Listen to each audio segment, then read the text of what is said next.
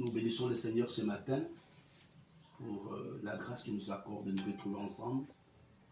Et nous sommes vraiment dans la joie de vous savoir en bonne santé.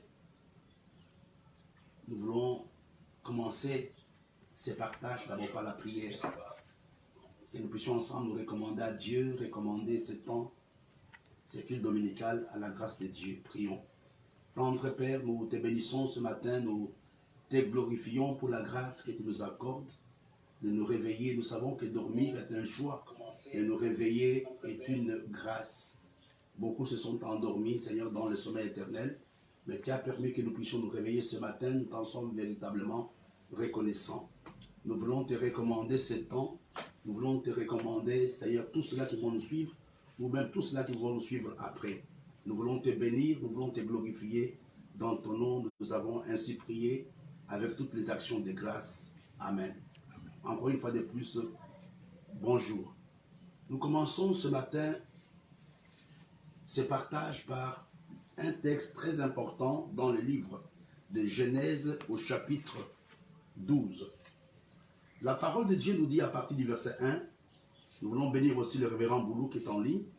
L'Éternel dit à Abraham, va-t'en de ton pays, de ta patrie et de la maison de ton père, dans le pays que je te montrerai. Je ferai de toi une grande nation, je te bénirai, je rendrai ton nom grand, et tu seras une source de bénédiction. Je bénirai ceux qui te béniront, et je maudirai ceux qui te maudiront, et toutes les familles de la terre seront bénies en toi.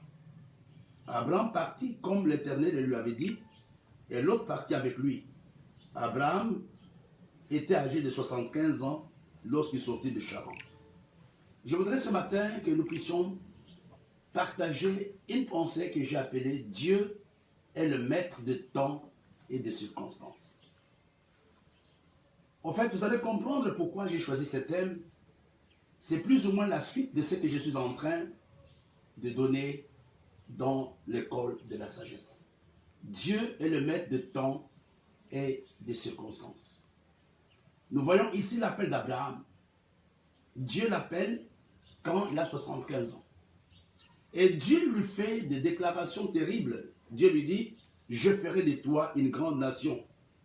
Je te bénirai. Je rendrai ton nom grand. Et tu seras une source de bénédiction.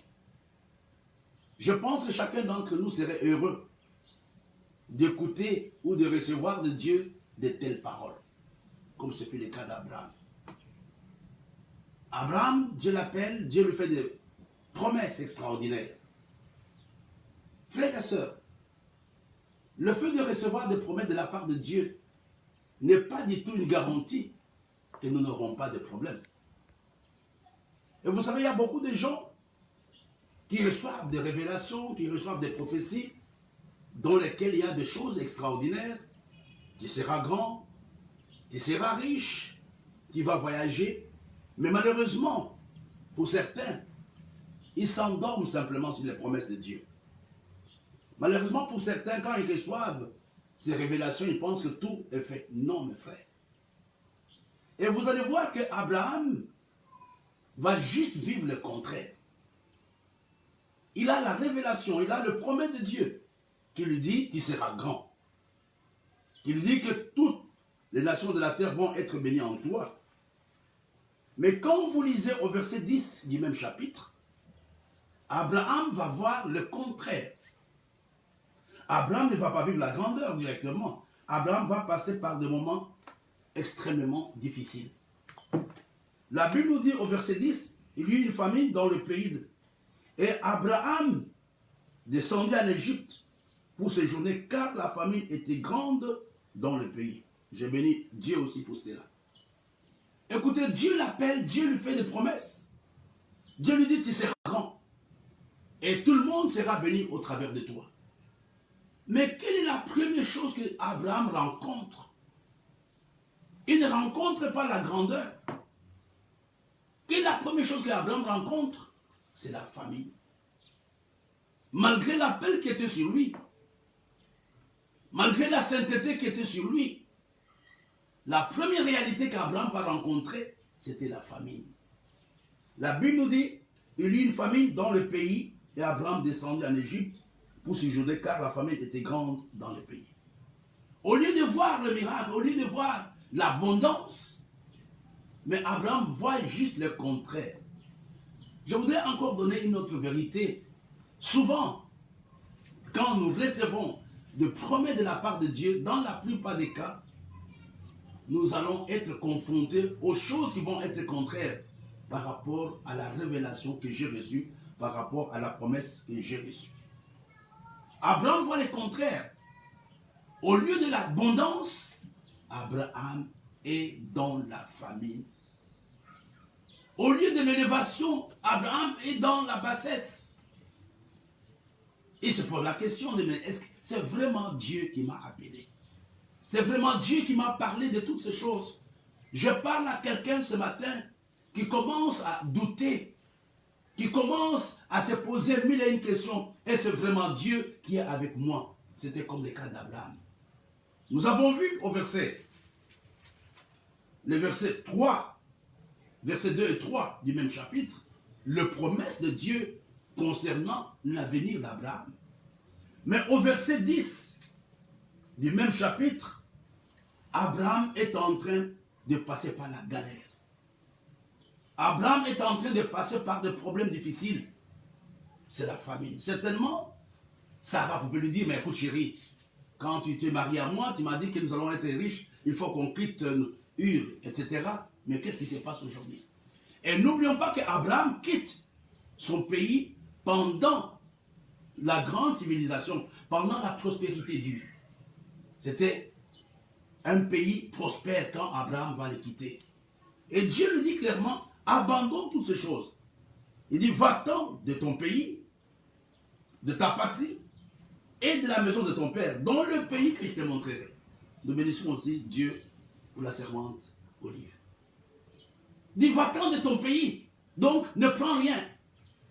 Parle comme ça. Ça, c'est Dieu qui parle à Abraham. Ce n'était pas un démon. Ce n'était pas un pasteur. Mais c'est Dieu lui-même qui dit à Abraham, je ferai de toi une grande nation. La première chose qu'Abraham rencontre après son appel, c'était la famine. C'est comme toi aujourd'hui, Dieu t'a appelé, Dieu t'a fait des promesses, mais tu es en train de passer par des moments difficiles. Tu te poses la question, est-ce vraiment le même Dieu qui m'a dit il y a quelque temps d'être dans le ministère temps plein? C'est le même Dieu qui m'a demandé de me marier? C'est le même Dieu qui m'a demandé de donner ma voiture à l'église? C'est le même Dieu pour qui je dépense tout mon argent? C'était comme le cas d'Abraham.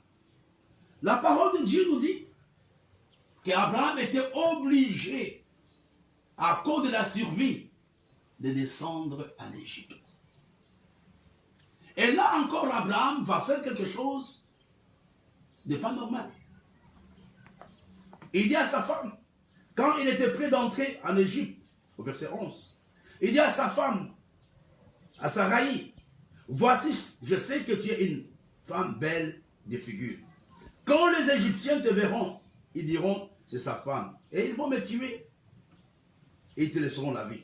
Dis, je te prie, que tu es ma soeur, afin que je sois bien traité à cause de toi, et que mon âme vive grâce à toi. Regardez Abraham. Commence à se compromettre. Abraham, je pense que si c'était aujourd'hui, beaucoup de pasteurs allaient le suspendre dans leur communauté, de leur communauté. Il pousse pratiquement sa femme à la prostitution. Il dit, si on te demande, ne dis pas non. Dis simplement que tu es ma soeur. Parce que tu es une femme qui est belle. À cause de ta beauté, les gens peuvent me tuer. Mais quand toi, tu vas mentir que tu es mon frère, que je suis ta soeur, je suis ton frère, ils vont me laisser en vie. Et Sarah accepte la proposition. Et vous voyez la complexité des choses de Dieu. Dieu est le maître des temps et des circonstances. Il y a beaucoup de théories sur cette pensée. Il y a des gens qui disent Abraham avait menti, il y a des gens qui disent que c'était la sagesse de Dieu. Je vous épargne toutes les discussions. Mais nous voyons que même Abraham va pousser sa femme à mentir. Il dit, si on te demande, dis simplement que tu es ma soeur. Mais le verset 15 nous dit quelque chose. Les grands de Pharaon la virent aussi et la vantèrent à Pharaon. Et la maison, et la femme fut amenée dans la maison de Pharaon. Effectivement, Abraham n'avait pas, il avait prévu cela. Abraham avait prévu cela, il avait dit, quand les gens te verront, ils peuvent me tuer et ils vont te prendre. Et quand ils sont arrivés en Égypte, les collaborateurs de Pharaon étaient éblouis par la beauté de Sarah. Ils ont dit, en tout cas, notre chef mérite une telle femme. Et la Bible nous dit qu'ils ont pris cette femme, ils ont pris Sarah, ils l'ont amenée dans la maison de Pharaon. Regardez mes bien-aimés, une succession d'événements malheureux. La première chose, Abraham a faim maintenant, il n'a plus de... Il est dans la famine. La deuxième chose, sa femme est arrachée. Certainement, il pouvait se dire, mais ça, ce n'est plus Dieu. Je pense que Dieu m'a dit, je serai grand. Il pouvait se dire que dès que je me lève, j'allais voir le Père devant moi. Mais Dieu n'a pas fait des choses comme ça. N'oublie pas ce que je suis en train de dire. Dieu est le maître des temps et des circonstances. N'oublie pas ce que je te dis, ma fille. Il sait où il t'amène. Dieu n'est pas comme une machine. Je lui pose des problèmes le matin et à 14h, j'ai déjà la solution. Non, Dieu sait où il m'amène. Dieu sait exactement ce qui me convient. Dieu sait quel est le chemin par lequel il me fait passer. Abraham est devant la famine. Non seulement Abraham est devant la famine, Abraham ment. Et à cause de son mensonge, il perd sa femme Sarah. Mais la Bible nous dit au verset 16, il traita bien Abraham à cause d'elle. À cause de Sarah, Pharaon va donner un bon traitement à Abraham. Pourquoi? Parce qu'il est considéré comme son beau-frère. Il donne un bon traitement. Abraham reçut de brebis, de bœufs, des ânes, des serviteurs et des servantes, des ânesses et des chameaux. En un rien de temps, Abraham devient riche. Oh. En un rien de temps, Abraham devient riche. La Bible nous dit clairement, il reçut des brebis, de bœufs, des ânes, des serviteurs, des servantes, des ânesses et des chameaux. Aujourd'hui, si vous voulez bien dire, si on peut le comparer à la situation actuelle, il a reçu le charbon automobile, il a eu des voitures, etc. En un seul instant, je vais vous montrer quelque chose, je vais vous montrer un élément important. Regardons ensemble dans le livre de Genèse chapitre 13. La Bible nous dit, Abraham remonta d'Égypte vers le midi. Lui, sa femme et tout ce qui lui appartenait, et l'autre avec lui. Abraham était très riche en troupeaux, en argent et en or. Regardez mes bien-aimés. En un instant, la Bible nous dit qu'Abraham remonte d'Égypte vers le midi, mais étant millionnaire, il était riche en troupeaux, en argent et en or avec les serviteurs. Nous allons revenir là-dessus après. Mais regardez, frères et sœurs, Dieu appelle Abraham. Et Abraham est confronté à la famine.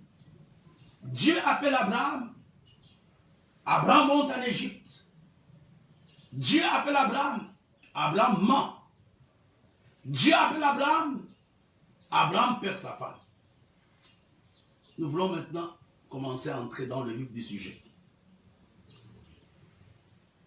Le verset 17 nous dit ceci. Mais l'Éternel frappa de grandes plaies Pharaon et sa maison au sujet de Sarai, femme d'Abraham. Regardez mes bien-aimés, Abraham ment. Il dit à sa femme, quand on va te demander, dis simplement que tu es ma soeur. Et quand, à cause de ces mensonges, entre guillemets, Abraham commence à voir l'accomplissement de ce que Dieu lui avait dit. Dieu lui a dit, tu seras riche. Mais comment Dieu l'avait rendu riche? Je m'adresse à toi aujourd'hui. Il y a certaines épreuves par lesquelles tu passes qui sont en train de te rapprocher de ton miracle. Il y a certaines situations par lesquelles tu passes qui sont dans le programme vraiment de Dieu. En une seule nuit, en un seul jour, Abraham devient millionnaire. J'aimerais prier pour toi. Peu importe ce que tu vois, ce que tu ressens. Je voudrais te dire, mon frère et ma soeur, que tu es sur le chemin de ta destinée. Les gens pouvaient dire, non, écoutez, Abraham a perdu sa femme. Souvent, quand j'enseigne, je dis, Isaac a failli être l'enfant de Pharaon. Je ne sais pas comment ça s'était passé dans la nuit. Quand Pharaon voulait toucher la femme d'Abraham, la Bible nous dit, l'Éternel frappa de grandes plaies Pharaon et sa maison au sujet de Sarai, femme d'Abraham. Alors, Pharaon appela Abraham. Certainement, Dieu avait parlé à Pharaon. La Bible nous dit au verset 18. Alors, Pharaon appela Abraham et dit, qu'est-ce que tu m'as fait? Pourquoi ne m'as-tu pas déclaré que c'était ta femme? Pourquoi as-tu dit c'est ma soeur? Aussi l'ai-je prise pour ma femme. Maintenant, voici ta femme, prends-la et va-t'en. J'aimerais aujourd'hui dire à quelqu'un que Dieu te fasse la grâce de récupérer ce que tu as perdu. Que les gens qui te doivent te payent. Que l'injustice dans ta vie soit réparée. Que l'injustice soit réparée. Ce n'est pas un homme qui va combattre pour toi. Ça sera Dieu lui-même qui combattra pour toi. Tu as ton diplôme, on te met de côté parce que tu n'es pas de la même tribu. Tu as ton diplôme, personne ne fait attention à toi. J'aimerais te dire que le même Dieu qui avait combattu pour Abraham, c'est le même Dieu qui combattra pour toi aussi. C'est le même Dieu. C'est le même Dieu, mon frère et ma soeur. Abraham n'avait pas dit à Pharaon qui a pris ma femme. Il a laissé faire les choses. Mais il ne savait pas que pendant ce temps, Dieu était en train de combattre. Il ne savait pas que pendant ce temps, Dieu avait déjà un processus de récupération. Oh, je te dis ce matin, tu vas récupérer les choses que tu as perdues. Tu as perdu Sarah à cause des hommes, tu as perdu l'argent à cause de la malhonnêteté de certaines personnes. J'aimerais te dire que toutes les choses que tu as perdues, tu vas les retrouver ce matin. Ce que Dieu a dit sur ta vie arrivera. Même si cela tarde à venir, ce que Dieu a déclaré sur ta vie arrivera. Dieu dit à Abraham, je te rendrai riche. Alléluia. Mais qui avait rendu riche Abraham? C'était Pharaon. C'était Pharaon qui a rendu riche Abraham. La richesse qu'Abraham va avoir, ce n'était pas pour son business. Il n'était pas un homme d'affaires. La richesse qu'Abraham va avoir ne venait pas de sa famille. La richesse qu'Abraham va avoir venait de l'Égypte, venait de Pharaon, à cause de Sarai. Je déclare ce matin qu'il y a quelque chose qui est en train de venir vers toi. Il y a un miracle qui est en train de venir vers toi, même dans ton lit d'hôpital, même dans l'adversité dans laquelle tu te trouves. Dieu est en train de t'amener vers ta bénédiction.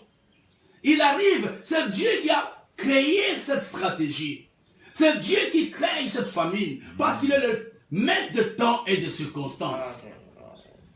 S'il est le maître de temps et de circonstances, certainement en route, Abraham pleurait. Il disait, mais j'ai laissé de bonnes choses dans mon pays. Pourquoi Dieu m'a amené ici? Pour m'amener à mourir. Pour m'amener à ne plus posséder. Mais il ne savait pas qu'il était sur le chemin de sa destinée. Alléluia. Il ne savait pas du tout qu'il était en train de partir vers la place, vers le lieu où la prophétie, où la promesse allait s'accomplir. Lui ne savait pas du tout. Il parle. Je pense à Dieu qui l'avait touché. Il dit, laisse partir ta femme. Dis simplement que c'est ta soeur. Mais pour le reste, je m'en occupe. Abraham était sage. Abraham était prophète. Mais il dit à sa femme, tu peux aller. Quand on te demande, dis simplement que tu es ma soeur. Mais à cause de ces paroles d'Abraham, à cause de ces paroles d'Abraham, Abraham était en train de déclencher son miracle. Abraham était en train de libérer quelque chose pour sa propre vie. Quand Sarah arrive au palais de Pharaon, il a dit, qui est le monsieur qui est avec toi? Il dit, c'est mon frère. Ah là là là. Et qu'est-ce qui va se passer? La Bible nous dit, à cause d'elle, Abraham reçut de brebis, de bœufs, des ânes, des serviteurs, des servantes, des ânesses et des chameaux. Oh, regardez ce que Dieu avait dit. Commence à se mettre en place. Je dis à quelqu'un, Dieu est en train de travailler à ton miracle. Tout ce que Dieu attend de toi, que tu puisses simplement dire, Seigneur, me voici. Fais de moi ce que tu veux. Fais de moi ce que tu veux. Peut-être tu es en location aujourd'hui. Dieu sait à quel moment tu vas quitter la maison en location. Peut-être tu n'as pas l'argent aujourd'hui. Dieu sait. Peut-être tu n'as pas une femme. Dieu sait. Mais il y a quelque chose que Dieu prépare pour toi. Je ne doute pas. À moins que ce ne soit pas Dieu qui t'a parlé. Mais si c'est Dieu qui t'a parlé, ce qui t'a parlé arrivera à s'accomplir. Il est le maître. Il est le maître de temps et de circonstances. Ce qu'il t'avait promis arrivera à s'accomplir. Alléluia, alléluia. Et pendant ce temps, mes bien-aimés, écoutez-moi, pourquoi la main invisible conduisait la vie d'Abraham? Pourquoi la main invisible de Dieu conduisait Abraham vers le pays où le rendez-vous divin, vers le rendez-vous, vers la place de la rencontre avec Dieu, vers la place de la matérialisation de la promesse de Dieu. Verset 18. Alors, Pharaon appela Abraham et dit, qu'est-ce que tu m'as fait? Pourquoi m'as-tu déclaré que c'était ta femme? Pourquoi as-tu dit c'est ma soeur? Aussi, je l'ai prise pour ma femme. Écoutez, Sarah s'était mariée à un moment à Pharaon. Ça, peut-être vous l'ignorez. C'était sa femme. Il dit, je l'ai prise pour ma femme. On ne sait pas ce qui s'était passé. Maintenant, voici ta femme. Prends-la et va-t'en.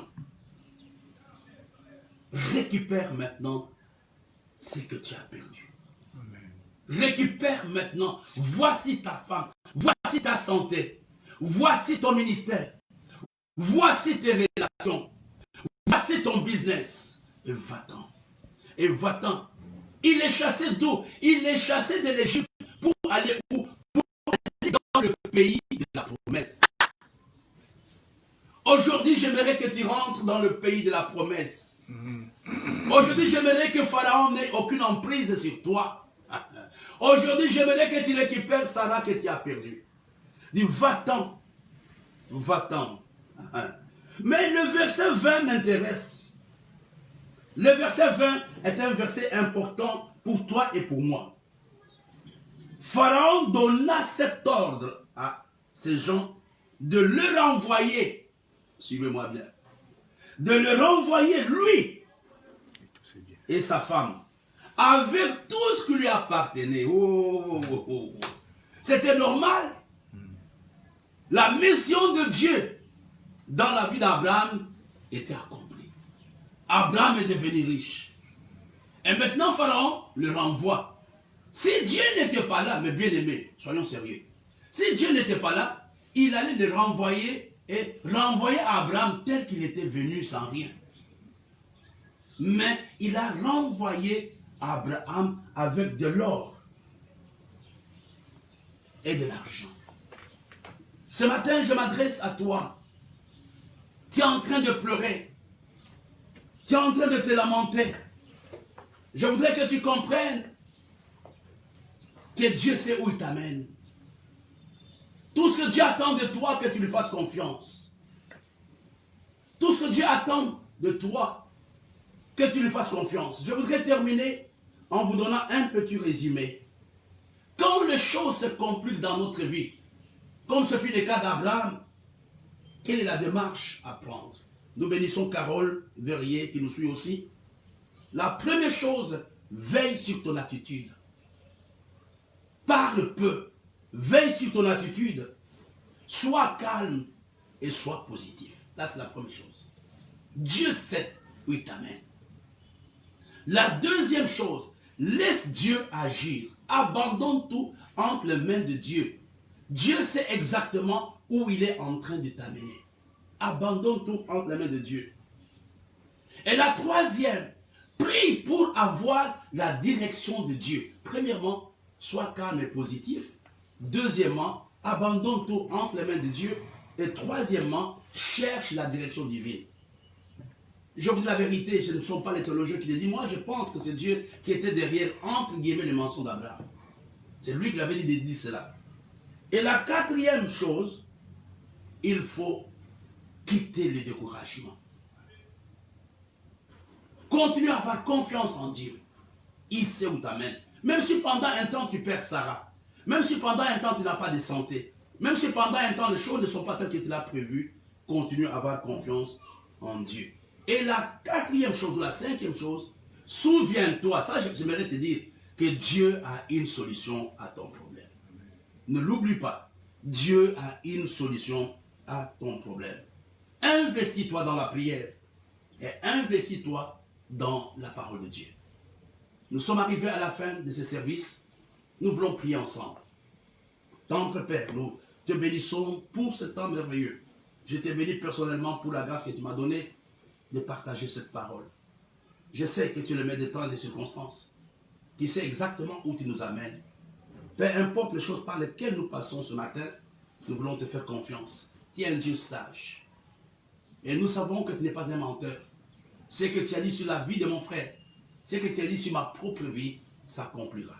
Nous voulons te bénir, nous voulons te glorifier pour ce temps que nous avons passé dans ta présence. Dans ton nom, nous avons ainsi prié. Amen. Nous avons rencontre tout à l'heure à 10h. J'aurai un direct. Et n'oublions pas le grand rendez-vous de demain, 17h30. Nous parlerons de l'église de la Odyssée et du feu étranger. Récupérez vos sabbats et que la promesse de Dieu s'accomplisse dans votre vie. Amen.